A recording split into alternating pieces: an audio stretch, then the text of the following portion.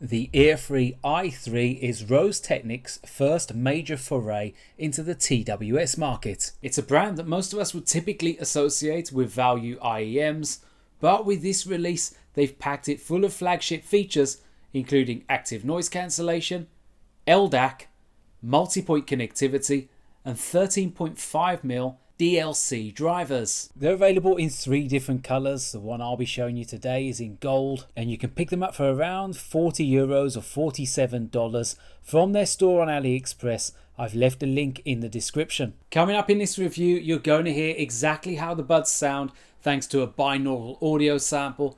There's active noise cancellation samples where I've also included some of their competition, the likes of the Baseus M2s and QCY HT05. And there's real life call samples in busy locations. None of this simulated background noise or waving a fan around or just stepping outside my front door. And better still, you don't have to join my Patreon and there's no subscription. All of this is absolutely free of charge. Anyway, onto the unboxing experience. It's simple, but it's well packaged where you're getting quite a few very usable accessories. They've included a protective outer enclosure for the charge case, so if you want to pop it in your bag while you're out and about, then you don't have to worry about the case getting scuffed up. You're also getting a USB A to C charge cable, 3 sets of silicone ear tips, 1 set of foam tips and a silicone case cover. As an IEM buyer, you're probably more accustomed to getting protective cases thrown in and different material ear tips. But as a TWS buyer, we don't usually get this lucky. Rose Technics call this colour scheme Gaia White, but the case is more of a kind of shimmery gold colour, whereas the buds have a ceramic sort of look and feel. This gives the EARFREE-i3 a very unique image. If you've watched my review on the One More Q30, then the case of the EARFREE-i3 will look pretty familiar. Their upright designs bear more than a passing resemblance to each other, including that charge status LED at the front, slightly inconveniently placed USB-C port on the bottom, and screen printed logo on the top. On the back you've got a reset and pairing button, and the bit that makes contact with the G-pad to facilitate wireless charging. A full charge using USB-C takes around 50 minutes, and it also supports quick charge, giving you 2 hours worth of playtime from just 10 minutes juice. Overall, it is a very attractive case, although I think it probably would have been even more attractive without the EARFREE International, I think it says, screen printed on the top, which makes it look a little bit cheap, which is a shame because the Rose Technics logo on the front does look very discreet and very smart. The durability of the case is probably something I would call into question.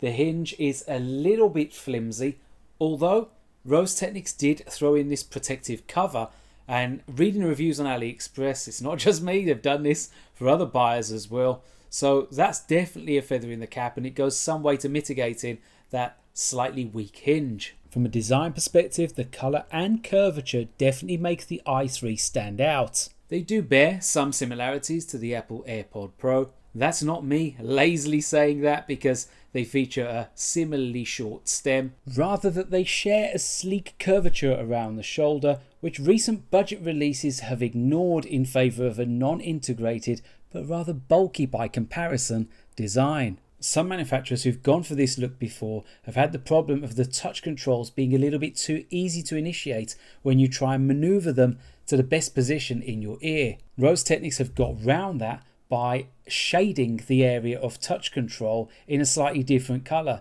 So that black section there, you can see that I've got my finger on now, that's the bit that you need to touch in order to initiate the controls, and this actually works really well. This thoughtful design gives them a very subtle look, and they're comfortable too. They're IP54 sweat and dust proof, so there's no issues using them outside or in the gym when you're exercising. Stability seems fine as well. I put them through the usual jumping jack test and I passed 70 without them falling out, which is usually a good sign. As I mentioned in the intro, the EARFREE-i3 features 13.5mm DLC drivers as well as supporting the LDAC codec. The Rose Technics app doesn't give you a custom EQ, but it does give you 3 presets, and the default preset is pop. And it's unquestionably the safest tuning of the 3 individual presets.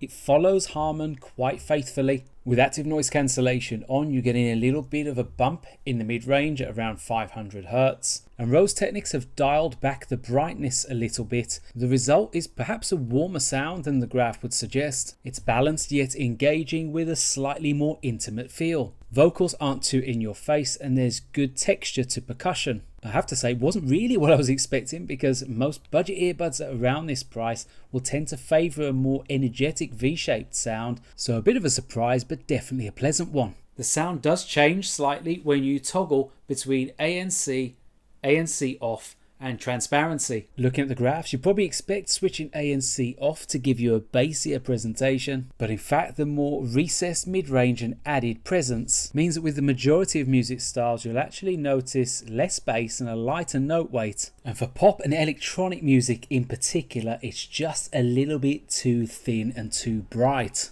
No need to take my word for it though. Here's a binaural sound test so you can compare the sound for yourselves with ANC on and ANC off.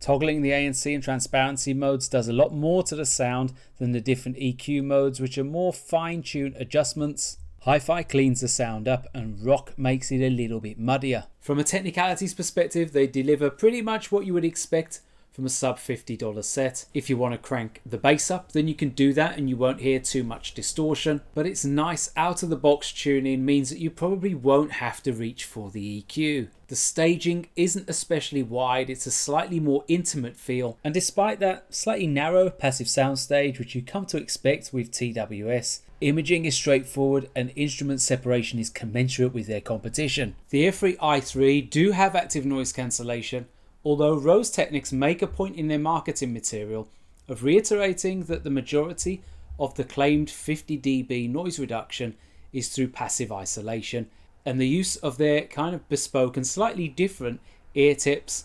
As a result, the efficacy of the ANC is going to vary by user and fit, a lot more so than say something like the Baseus M2s, which is very effective at cutting out low frequency sounds, but not so effective across the board. For me, I feel it falls a little way behind the likes of the Baseus M2s, the Moondrop Space Travel and the One More Q30 in terms of its ANC potency, but here's some binaural samples recorded in a busy cafe so you can hear for yourselves.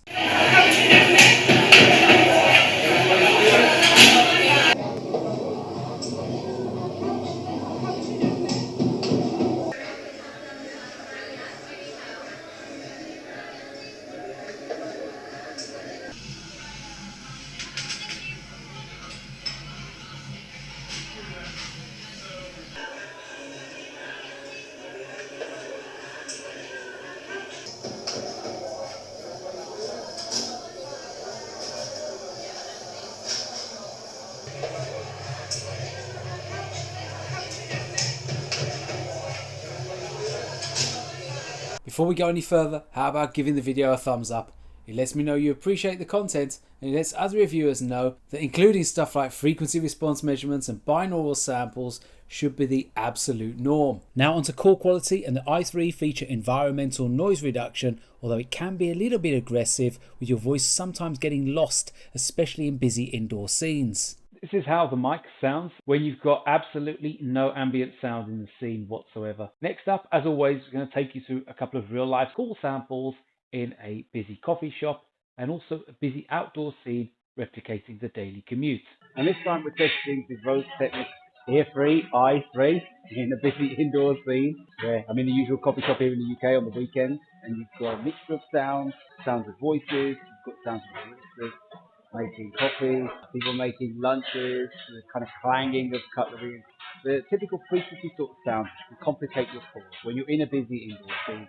So hopefully this gives you some indication of how the bus performs. This time we're testing the EARFREE-i3 in a busy outdoor scene. This is how you can expect it to sound in the daily commute. If you're walking to work, school, college, something like that, you need to make or take a call, you've got traffic whizzing by, then this is how you can expect the Rose Technics EARFREE-i3 to sound. The i3 do support multipoint, i.e. the ability to connect to two simultaneous devices. Multipoint worked absolutely fine when I was connected to either two phones or two tablets, but for whatever reason I wasn't getting the same level of success when connected to a Windows PC. It seemed that it would be constantly trying to play something in Windows, and this may have been a fault of mine, although I did try it a couple of times and had the same result, so make of that what you will. One standout feature of the i3 is their battery life. Single use playtime of around 10 hours with ANC switched off corresponds to roughly 6.5 hours with ANC switched on, and that was using some battery intensive services like multipoint,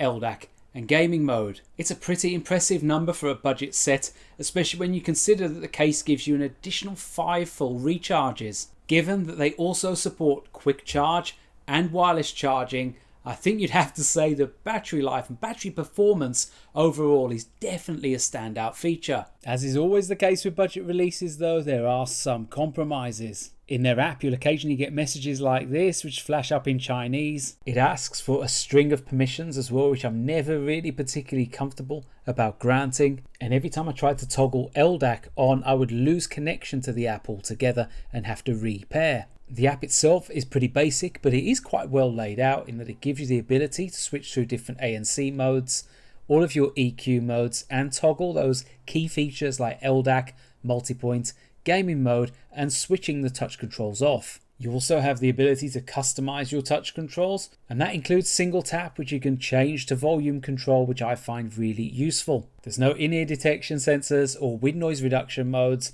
Whilst not too many of their competitors can boast these features, they would definitely have been nice to have. And finally, when you change ANC mode, you get sounds like this. And hopefully we'll get an update with English voice prompts in the future. Considering this is Rose Technics' first major flagship release in the TWS market, I think they've done a pretty decent job here. Those previously mentioned compromises and slightly weaker ANC than some of their competition aside, they do offer a fair bit. You're getting a nice balanced sound signature and various different EQ modes, and the long battery life, wireless charging and quick charge are definitely going to pique the interest of many buyers. Do give the video a like if you found it useful, and consider subscribing to the channel if you haven't already. For now, it's ReganCipher signing off.